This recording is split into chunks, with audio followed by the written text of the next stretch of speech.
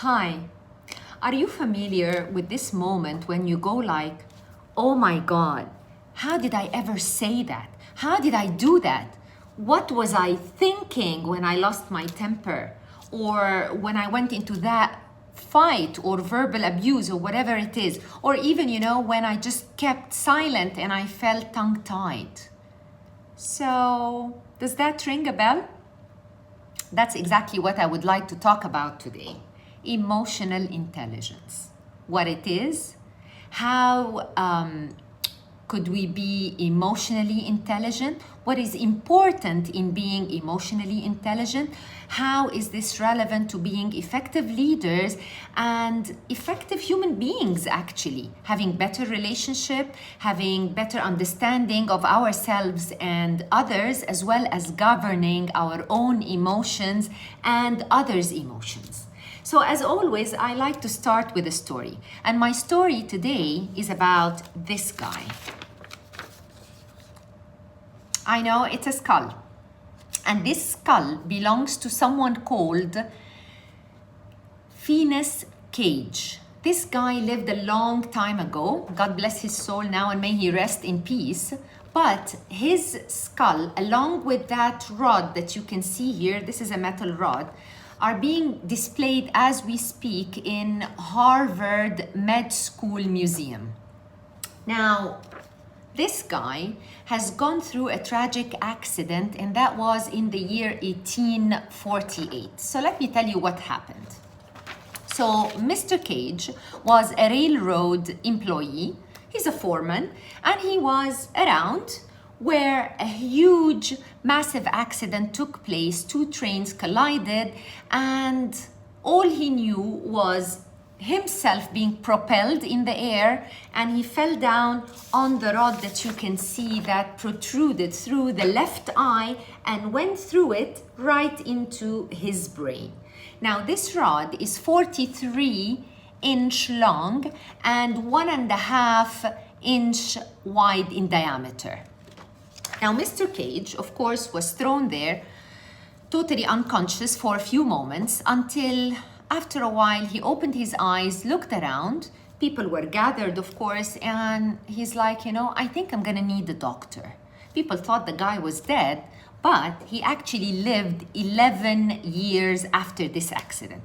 Of course, it took like 5 to 6 months for him to recover, but after the accident, he came out with very weak vision on the left eye and few scars. However, what happened was really dramatic. The guy's demeanor changed completely. He used to be such a sweetheart, collaborative, empathic, such a lovely person before the accident. After the accident, he kind of transformed 180 degrees. He started becoming very, very emotional. He started becoming angry at the slightest trigger. He was a bundle of, emotional chaos. Like an emotional diarrhea was happening day and night with this guy. He had absolutely no control over his temper. So what happened to Mr. Cage? That's exactly what emotional intelligence is about. So let me take you through a simple little bit of neuroscience here, just to understand the physiological science behind emotional intelligence before I take you through the model itself.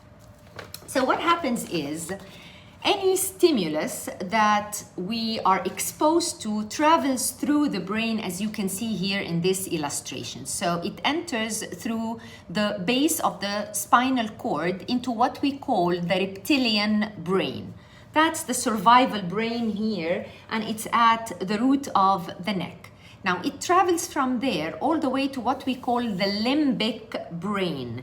Now, the limbic brain or the mammalian brain is the center of our emotions. And interestingly, here there is like an emotional bank. So that's our emotional memory.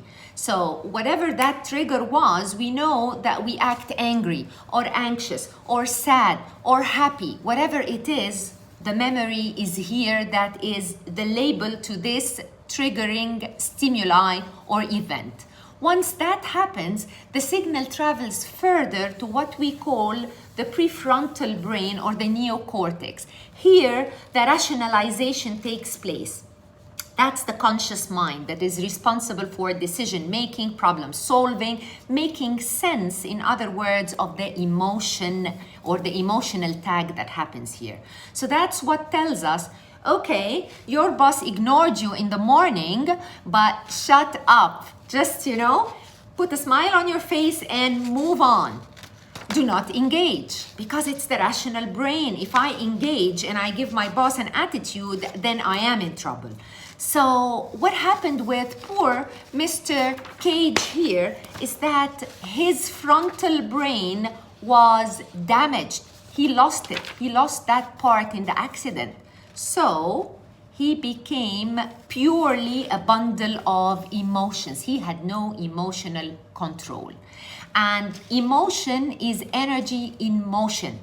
That's what the word means. So he became this bundle of, chaotic energy that he cannot make any sense of. No rationalization whatsoever. So he blurted anything and anything at any point of time.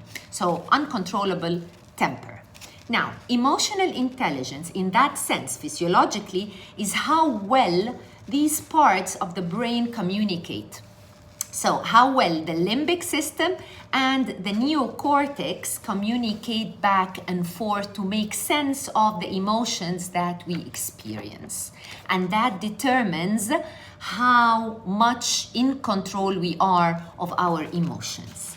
So having said that, I'm going to move on in another video to the psychological neuroscience and psychology sense of what is emotional intelligence as per Dr. Daniel Goleman of Harvard. So I hope you enjoyed the first part, and tune in for more about emotional intelligence and tools to